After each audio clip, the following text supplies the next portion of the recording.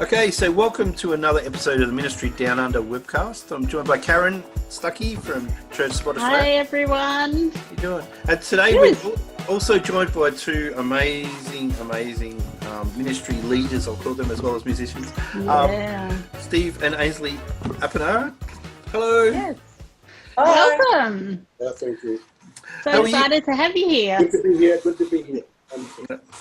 So what are you guys up to at the moment? Isolating. Yeah. Yes? Just keeping away from our families. I wish we could go and see our grandson who lives in Brisbane. But we live in the Sunshine Coast, and we just have to keep away from everyone. But we enjoy each other, don't we? We do. We do it anyway. Work together. We play music together. Yep. And so it's not hard. Yeah. Speaking of music, how long have you guys been in ministry for? Well, it depends on how you look at it. I've been doing it for about 40 years. And Angie and I have been, we've been in 40 years because when I've been up front, she's been administration and encouraging, praying and negotiating behind the scenes. So we've been doing music together for about 10, 12 years now on a regular. Wow. And how did your music career start, Steve? Mine? Yes. I think I started when I was a little boy. As long as I remembered, I wanted to be a singer. Okay. I never expected to, but when I was about 16, 17, I started a band in Christchurch.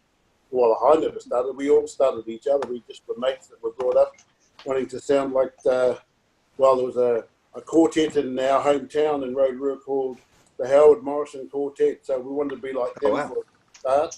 And then the Beatles, and then we wanted to be like Cream and Eric Clapton and all that. Yeah. And we just started our own band. Wow. And then 1970, when I became a Christian, ever since then I wanted to be a gospel singer. Oh, Fantastic. Wow. Yeah. And it just goes on. Angie and I met in 80-something, isn't it? Well, we got married in 81. 81. Married in 82. And since then we've been doing it all together, including our children and our grandchildren. So, Ainsley, have you been singing since you were younger, or is that something you've sort of... Yeah, I grew up in the church, and a few of us used to sing together and have a lot of fun, but nothing serious until Steve and I got together and he asked me to sing one of his songs. And so we started doing Ruth's song. Do you know Ruth's song? Yes. Yep. Of his first album. Oh, wow. There you go. Yes. So that was how we got together. And Well, I wanted to ask her if I could take her out. And I started the first words, and I chickened out halfway through, and I said, "Would you like to sing a song of mine?" And she didn't know I chickened out. Really I asked, but she did a song with you, and so that was the beginning of a romance. I was, shaky at the beginning. I just was too scared to ask her out. Wow. Looking 4 hours over coffee and wandering through the streets to finally To ask me out. proclaim my love for you. Oh. Proclaim my love for you. Well, there you go. 38 years. It's still going. Oh, So wow, we've done 38 years. Wow, nice. So you've got anything planned in the next 2 years for the big 40 years? Yeah. Oh, no. Oh, well, no. Not really. Our son wants to get married in Italy in next year. Wow. Wow. Almost years, so maybe we could make that Yeah. our 40-year celebration. Yeah, that'd be great. Yeah. That's a good idea. Yeah. You could sit on the couch together and sing the Ruth song. There you go. Stephen Ainsley, are any of your children musical? Yes, they are. There's 4 who are musical, and one makes films, and the other is a poet. Wow. So Wow. we did all right in the creative Yeah. side. Nice. There's not a lot of poets around, so it's good to Oh, hear. that's right. Yeah, Yeah. Yeah. that's awesome. So how have you found over the last 20 years, playing music in gigs has changed as far as doing ministry in churches and things like that? Do you find, like, other than the technology and obviously the advances there, like, is it pretty similar these days to what it was, say, 10, 15 years ago? Well, for us, I think we're in the older bracket now and not so popular. So Oh, come on. we had to change our tack, Yep. which has been really good for us. Okay. To begin with, we started playing in cafes and clubs wherever we could get anything. So we did a bit of that for quite a few years, and then we'd get invitations occasionally to small churches, and mostly it's small churches now that we go, and we love that. It's you just meet such amazing people, and it's just an amazing thing for us to be able to do that. So yeah, it has changed because Steve used to be invited to festivals and big conferences and all sorts of events like that, and we don't get any of that anymore. But that's fine. We're happy, aren't we? Yeah. Are you happy, Steve? Steve still likes the stage diving. The thing about it is that if you want to kind of progress, you've got to progress. You know, you've got to be, you know, relevant to the young people and the trends of the times. You know, that's all there is about it. And if you're willing to do that, then you can stay current. But if you're not, if there are other things in your life that are more important, then you focus on that, and then you whatever you've got to offer people. And whoever wants it gets it. I mean, I think that's good. About not being invited to the big places and stuff like that, but it doesn't matter because what you have is relevant in God's sight. Yeah. And so you give it to whoever wants it. So you know, so we find ourselves in small audiences and crowds, and sometimes we just find ourselves with 3 or 4 people. But we have since discovered, since we first started, that there are more important things of your ministry than the music. So the music is only part of it. That's it. And, we discovered that over the years. You know, people come and tell us that they enjoyed the music, but they enjoyed other elements of our ministry more than the music, and so we've been able to focus on that side of things more. Yep.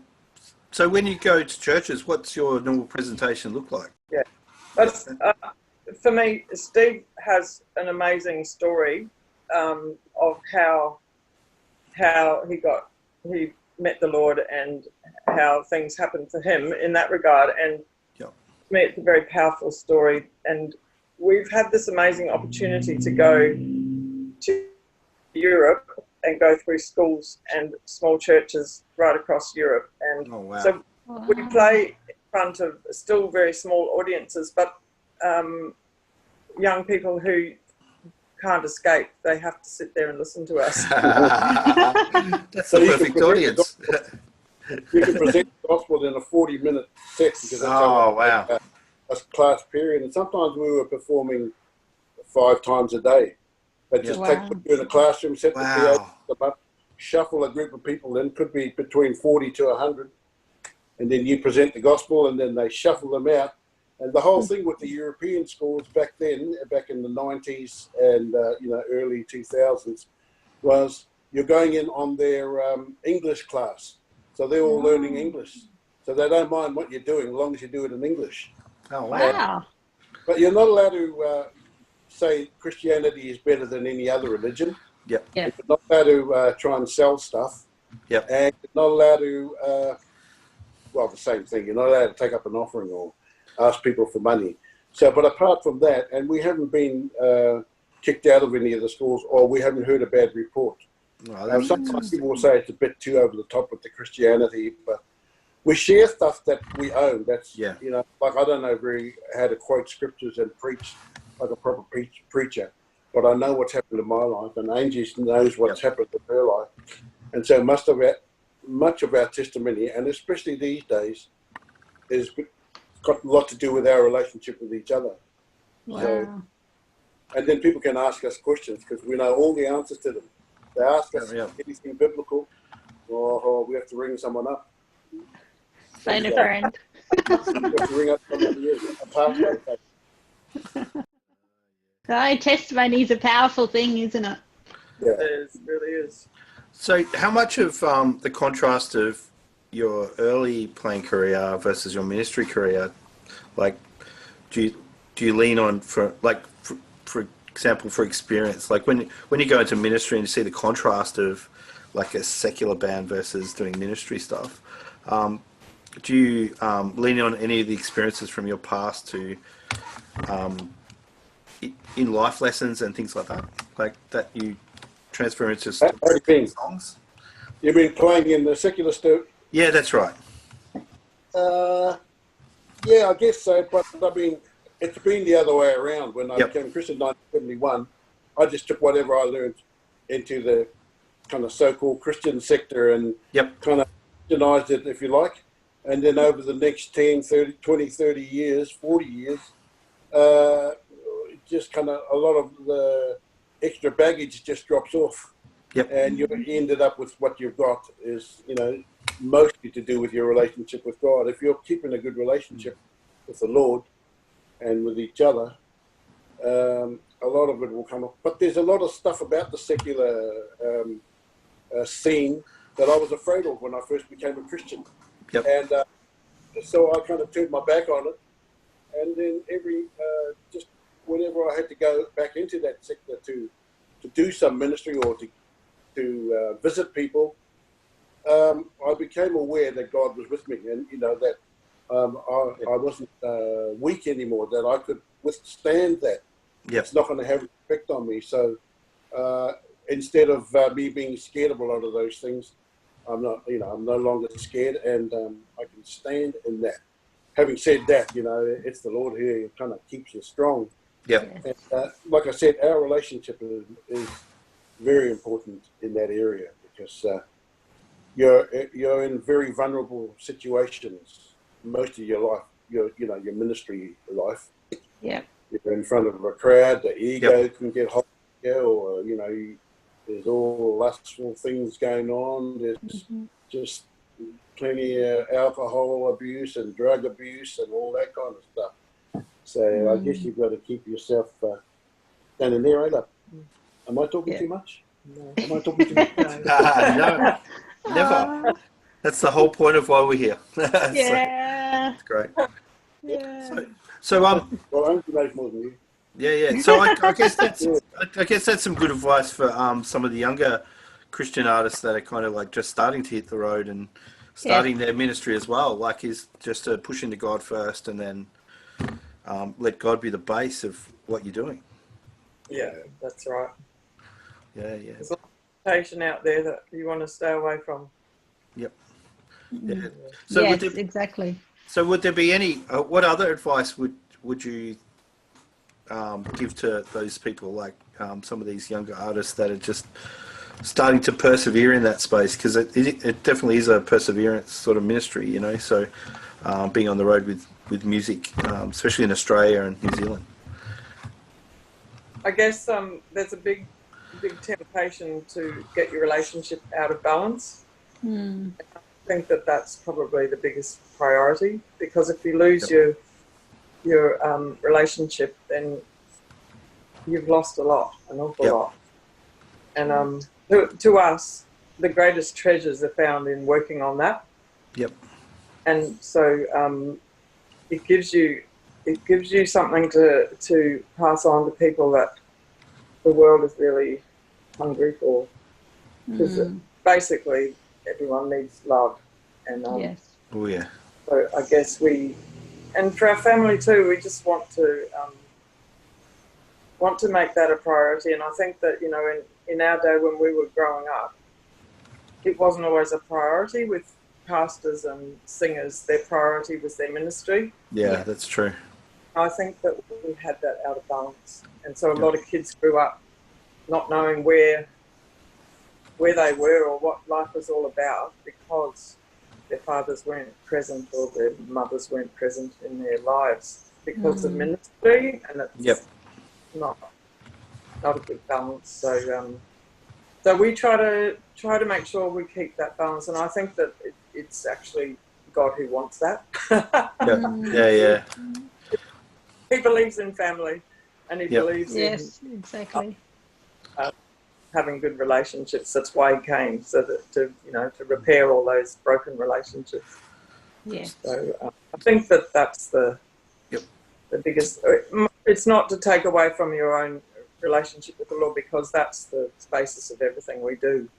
Yep. But in doing, I think the first priority is to keep your relationships right. Do you agree? Yeah, of course it is. And that's been that's been the saving grace for me, because when I first started playing music, I just wanted to be famous. I couldn't care if I was rich or not, but I just wanted to be famous. I always wanted to be famous because I liked the accolades and the pat on the back and everything like that. And then when I became a Christian, I wanted to be a famous Christian singer. And, like Cliff Richards or like Andre the Crowd or Barry Norman. But I wanted to be a famous one. And I kind of made a deal with God that, I'll be good. I'll be a good Christian. I won't be bad testimony. But I mean, you don't say this to yourself, but it's kind of hovering in the back of your mind and stuff. Yeah. And as you go on, and then you discover God couldn't care less. He doesn't really want you famous or not famous. Yeah. He just wants your heart, and he doesn't care what you do. He just wants reconciliation with you. And I've been taught that, and I've come to accept it, and I've come to embrace it. It's taken years and years, but being taught it many years ago, and then kind of slowly accepting it has been important. And then while we've been doing stuff today, I've learned to embrace it more, because a lot of musicians actually go and do that, and especially with my talking with them, and they say, well, if I get famous, well, that's just how it is. But the more that I got rid of the wanting to be famous thing, and I have to tell you that it's taken years and years and years, but as soon as I've dropped it, and I also have to tell you, every now and again it crops up again. Just think, this could be it, Steve, this could be the big thing. But I have to turn my back on it, just say, no, I'm not even worried about that. So the more that happens, the more I can get on with just serving God. And I guess that a lot of musicians will have that. They get out, not a lot of people become famous or anything like that. A lot of gospel artists, but a lot of them minister. I've bumped into people like, Barry Maguire and Chuck Gerard and stuff like that. And I've bumped into them recently, and they've all been just amazing ministers. When they were younger, when I was younger, and they were younger as well, they were my heroes. They were my gospel heroes. And then I met them, maybe 25, 30 years later, and they're just ordinary human beings, and they're going into small places, and they're still taking their ministry. And God, they might have been famous somewhere along the line, but they're not, and it doesn't even matter to them. They don't care. And I've been with Chuck Gerard in a place, just a small place, and we're singing, just trying to get people to worship God. And it's been a real blessing to me, because I think, well, this is where he's ended up, and this is where I am too. And when you look at ministry from the point of God, it doesn't matter the numbers, it doesn't matter the size, it just matters that your heart is good with God. And whatever happens, if he can put you in a crowd of 1,000,000 or 1,000 people, you just say something, and then he puts you in a crowd of 4 or 5 people, you just say the same thing. Yep. And if what you've got is worth anything, it'll work anywhere. Yep. Am I talking too loud? No. No. No, I think that. You're all good. Yeah, I think that's true. That sometimes a more intimate venue's better anyway for communicating a message, because I think, especially my experience of going to large Christian festivals, usually I'm there to just have a good time rather than hear what's being sung or performed, or even being said. And some really deep things have been said, and I've just missed it because we're too busy being teenagers, and Whereas other times when we're sitting down in smaller groups at different events, like you're not distracted by your mind. It's kind of like you can hear the messages. So I think that's very true. Yeah. So yeah. So what I was just wondering, what's your favourite song that you've ever written? That what? What is your favourite song that you have written? I have written. Yes. Well, you've never heard it. No one's heard it. Come on. Oh. What is My it? favourite song that I've written, I wrote it many years ago, and I wrote it on the spot. I was putting my son to bed, and I invented a song called Stevie's First Day at School. And it took about 30 minutes. I had to wake him up so that he can still hear the rest of the song. He was falling asleep. And it was starting from the minute he woke up to the minute he got back and went back to bed again. It was just me describing his day. It wasn't going to for another year, but that was the best song I ever written, and I haven't been able to write another one. My favourite one that I do of myself that I haven't written is Something Beautiful. Oh, I love that. Bill Gates the song, and I slowed it down many years ago. Yep. There was an evangelist in Christchurch, New Zealand, called Marcus Ardern, and he ran a school of evangelism, was it? They ran a school of evangelism, and there was about 40, 50 in their class, and he asked me to sing a song. Yeah. Brother Steve, can you sing us a song? And I sang Something Beautiful, but I did it really slow because I've been singing it in my worship times. And he really liked it and everyone else, so I thought, I might sing that as an item. So I did it, and then I added a little kind of chorus to it that I got from another chorus. He gave me Beautiful Ashes, All the Joy for Morning, and I just kind of jammed. I've done that with a lot of songs. Yep. Jamming two different parts together and laid claim on it. But those have been the song. That Something Beautiful is the song that is my testimony song, and I share a lot of schools when I go there about being beautiful, because I had a beauty complex when I was a kid, because I was known as the ugly duck in my class. But anyway, I share about that. So that's my song, that my favourite one that I haven't written. And I don't really have a favourite of the ones that I have.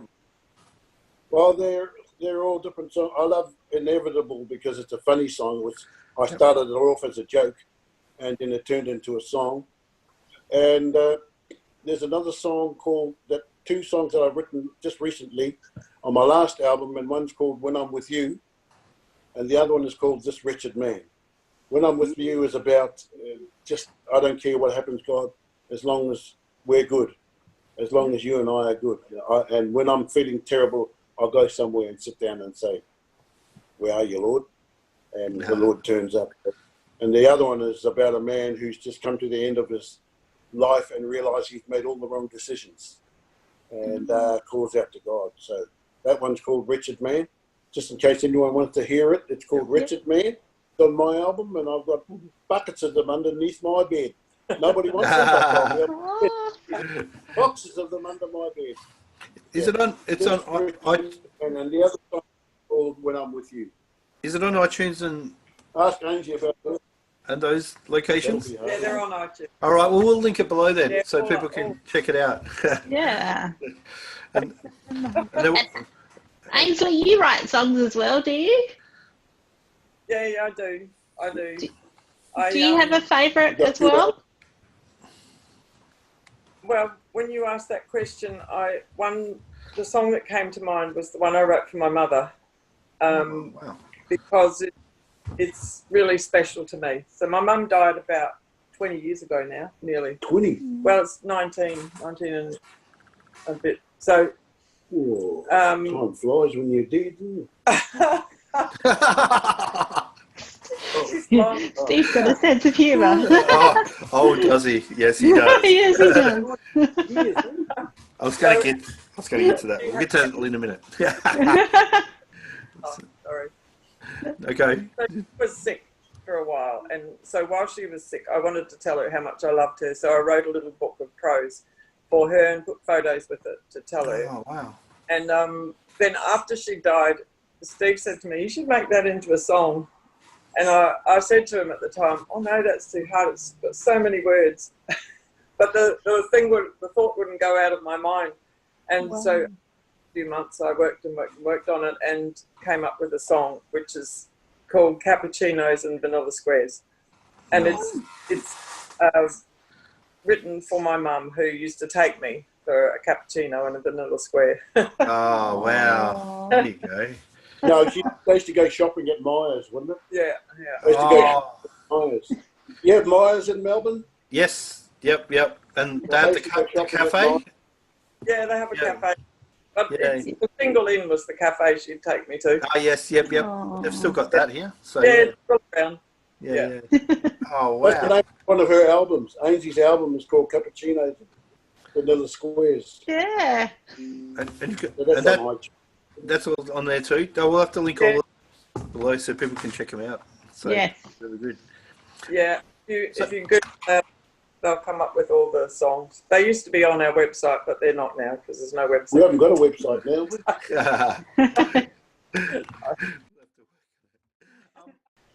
So anyway, all right, let's go the other way around. Steve, what's your favourite song that Ainsley's written? Well, that's very interesting to say because she's written 2 songs about me. There you go. All right, let's rephrase the question. What's your favourite song that's not about you? Well, we're working right now on a song called "Jesus, I Want to Give You Thanks," which is one of the first songs she ever wrote. And was it? No, the other one. It's "I Trust in You." Is that the one? But no, "Jesus, I Want to Give You Thanks." That was on the same album, mate. Yeah. Jesus, I Want to Give You Thanks. And we recorded it, and right now we're just working on acousticizing the songs, so it's just the 2 of us. So it's not so much electric; you don't need a band. So that's the one that I really like. And all it is Jesus, I want to give you thanks. It's just about being thankful, and then you go to the other end of the spectrum, which is another song that you wrote called "I Trust in You," and it's about being worried about things, being scared about things, and just saying, well, in the end, I trust you. I love Ainsley's songs because a lot of them, her songs are scripture, and then the rest is testimony, which with that last song is, I trust in you. She says, no matter what happens, I trust in you. And then she'll say, well, this happens whenever that happens, and these things I get scared, but then I come back to trust in you. Simple songs, and actually there's about 4 or 5 other ones of that. But the main thing I like is singing with Ainsley, doing stuff with her, and giving my ideas to her stuff, because her stuff is precious to her. My stuff is precious to me. Yeah. And kind of working our musicianships together. Yep. Because when we first started together, I didn't have much respect for her as a musician because she never showed a lot of the musical side of herself. But when I started giving her leeway into what I thought my ministry was precious, and I thought, I don't want you to water down my ministry. But, well, you have all these things that you think are precious, but they're not. And so when I started letting her ideas come in, I'm thinking, oh, where'd you get all these ideas? That's good. And in the end, we kind of contribute to each other's songs equally. Do you think we equal now? Or? Fairly equal. Fairly equal. So that's not bad. Fairly equal. It's a lot better. But what was the question again? I've forgotten. I think you've answered the question. That's what I like about. Yeah. That's what I like about us doing it together. Yeah. So I was going to say, on that same vein, Ainsley, what's your favourite song of Steve's? My favourite song of Steve's is a song called "I Can See Your House From Here." Okay. Yep. And it's an amazing song because it came out of a funny situation he was in at a camp. But it's the most deep and amazing song. It brings tears to your eyes because the final line is just so amazing because it's, well, you have to listen to the words to These questions and many more will be answered. As soon as you get a copy of my album, That's it. Everyone's got to get a copy. Download every single song. Just get down there. Yeah, yeah. Yeah. Pause the video, click on the links, and then come back. No, that's good. song I wrote about you. yeah, I like that one too. She doesn't like the songs I wrote about her. It depends. What are the words? Some of those not able to be recorded. No, he wrote a beautiful song about me. It's got my middle name in it because my actual first name is not very easy to put in a song. Yeah, you got no words to rhyme with it. Yeah. But you know the secret about that is you put the name in the middle of the line, then you don't have to rhyme it. Yeah. True. Or actually, you could be really challenged to find words that rhyme with it, like Paisley. Yeah, but that's all. I used to call Paisley ringlet. Did you? So there you go. I won't tell you what. You have the name like Apirana, everyone uses it all over the place. So what's I guess your favourite memory or favourite place that you've been to in your travels around the world? Like what's a really vivid memory of a place that you've done ministry in? Well, there's a few of them. Yeah. I'll tell you one. There's a prison in New Zealand. Yeah? A prison in New Zealand. I did a prison tour back in 2000, was it? And just singing to prisoners who are just really, hanging out for company and compassion. Yep. That was an amazing thing. I was staying at a festival in Holland where people didn't understand what I was saying. And, so I had to talk real slow. Yeah. I had to talk real slow. But, having said that, the Dutch people, they speak English really well. Yep. And Czech Republic, I love the Czech Republic. But I just love the people there. And they're to me, they seem very humble. But we went back, we were there, when we were there in 95. We were there in 95, so it wasn't very long since the wall had been come down, the Iron Curtain. Yep. And so a lot of around Czech Republic and what was the other one? The Dresden. Dresden was an amazing. So in terms of places, that has been an amazing thing. But in the Czech Republic, we sang a Beatles song, and then everyone started singing along with us, and it was just wow. almost like a hymn, It wasn't a hymn; it was a Beatle love song, but they just sang. Yes. It really touched us. We were very touched by it. Yeah. Wow. But singing also, myself being Māori from New Zealand, singing on a marae, which is a little kind of an area where they all gather, singing on that and them asking you for your songs and requesting it, and it's just being encouraged by your own race, your own family. That's been a real blessing. Yeah. Wow. But, Me, definitely Scotland and Europe are my favourite place. We've met some amazing people that we're still in touch with. Yeah. And to me, the opportunity of going to Europe was quite incredible, really, because it was back in 95.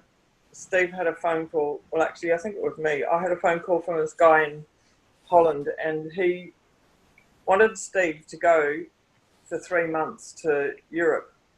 And I said to him, well, he can only come if his family come too. And Well, that's pretty good. it was a pretty big ask, but Yeah. he said yes, which That's is so the good. most amazing answer, and it's been the most amazing ministry for us. We've been there 5 times now. Yeah, we've been back many times, and really, to me, it's the ministry that brings out the best in us. Yep. And it's just been an amazing thing for us. And like, we took our 3 kids and travelled all over Europe and England and America. Wow. And, you know, at the time you think, oh, we're taking our kids out of school for 6 months, but they look back and that was such a significant thing for them to have experienced. Well, for instance, their dad giving his testimony 5 times a day for 3 months. The same one, same thing. They can quote it themselves. They know my testimony up. Yeah, that's right, you said that. That's it.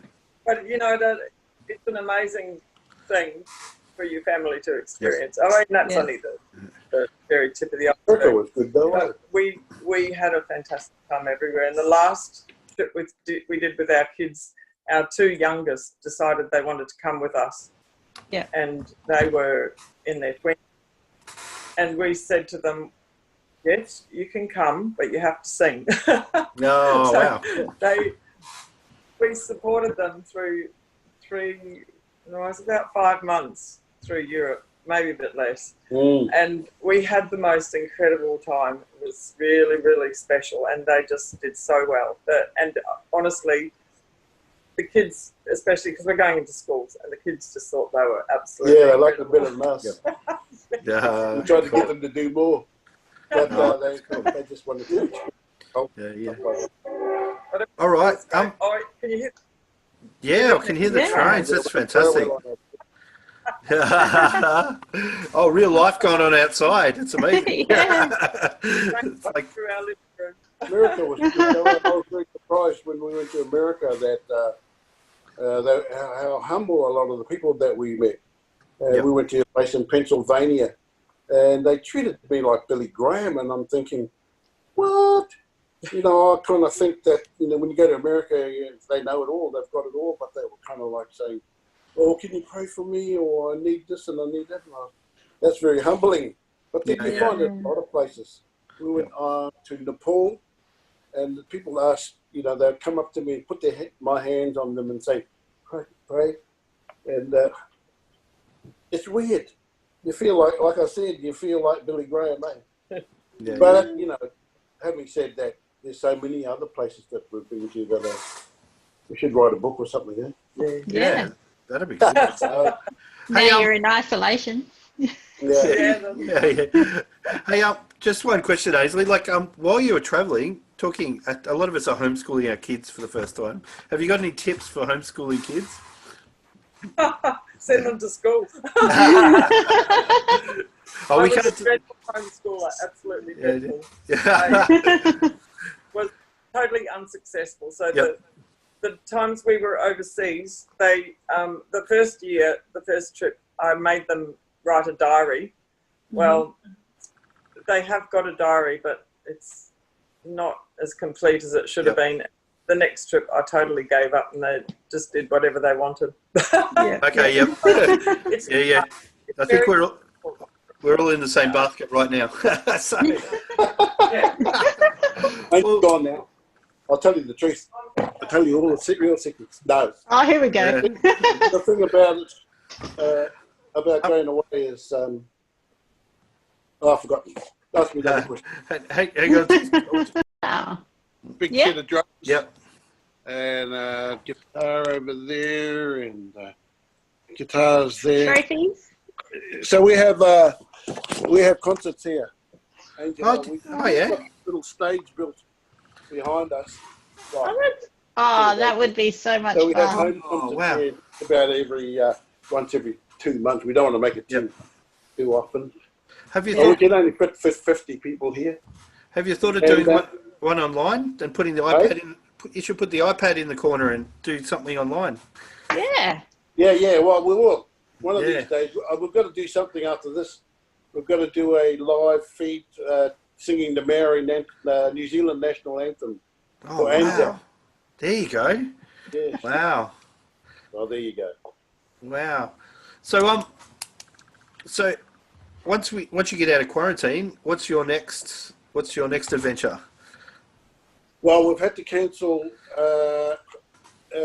Well, we're supposed to be in Canberra right now, Yep. and so that's cancelled. And I don't know how long it's gone. Someone still wants us to go to Sydney and Melbourne in June, July. So we might be doing that, carrying on. You know, they're just kind of holding off. Yeah, tentative at the Can't moment. do anything. Well, we won't go. Yep. But the next plan was to go to New Zealand in October, November. I had a tour planned for there and a recording session with one of my old friends who used to write all the choruses for our little group, church group when we were 20 years old and stuff. And so he's doing an album. And so we're going to be doing that. And we were supposed to go back to Holland to do the European tour at the end of this year in September, but that's been put off. And we might end up doing that next year. So not a lot's happening, but basically our ministry is based around where we want to be. Because we don't get a lot of invitations, we just go where we want to go. Yep. And so we go to where our children are and our grandchildren, and we just check out with churches. Oh, we're going to be in this area. Would you like us to come and do something for you? And I think, oh, not really. But, well, they think that, you know, they remember from the old days, and they say, oh, how much it cost? And I'll say something, oh, no, just do a whip around or what. Yep. Say, oh, yeah, we can handle that. Yeah, yeah. And so, you know, they accept it on that level, which is fair enough. Yeah. You know, you don't want to have, you know, too many high overheads. So, and that works out good. You know, we might do 4 or 5 churches in Melbourne, or just do a few home concerts. And while we're there, we stay with our grandchildren, our children, or they got a couple of grandchildren there living with them too. So we go and see them all in one big bang, and we have a look around Melbourne, and then we enjoy it, and then we go to some of the churches there. I've been going to a church in I've forgotten where it is. It's in I don't know all the suburbs of Melbourne, but we'll go and visit, and then we'll go and go to the MCG and all that kind of stuff. Have a look around, and then we'll work our way down. We'll go to camping grounds. We'll get a camper van. We're trying to save up for a camper van, and exchange accommodation for a couple of nights of entertainment. And that's been really good for us too, because you meet a lot of people that are kind of our age that are just wanting a little bit of entertainment, you know, before dinner. So we'll go what they call the happy hour, and a lot of the in the camping grounds, and they just advertise that there's a happy hour down at the hall at an area, and Angie and I will just set up and we'll do some covers, and we'll do quite a bit of our own stuff, and then we might get two nights of entertainment there and 3 nights of free accommodation, so that we work our way around. And then we do like get involved in the churches, and sometimes we'll get involved with some organisation, Youth for Christ, or I've forgotten what they're called, Forge. And then you'll do ministry stuff like on those other days, and then work our way home. We did that for about 4 months, which took us all through the Aboriginal communities at the back of Ayers Rock and all those places. That was an amazing experience for us. But we've hired camper vans, and they just cost so much. So we're just praying for a... I'll tell you a little trick with camper vans. Is I think if you just want it for a few days at a time, you can actually... They've got a relocation service, and sometimes you can get a free one if you just take it from A to B in a certain time frame. So, but that doesn't always suit everyone's plans, of course. No, that doesn't suit us. We've tried that.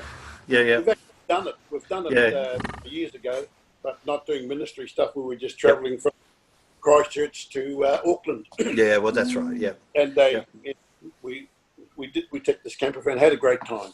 But you've got to be up there in a week. That's it. That's it. So you've got to move reasonably fast. So, oh well, if you ever, I was going to say, if you're ever in Melbourne, you can always stay here. We're out in the eastern suburbs in Wanturna, so feel free to stay here.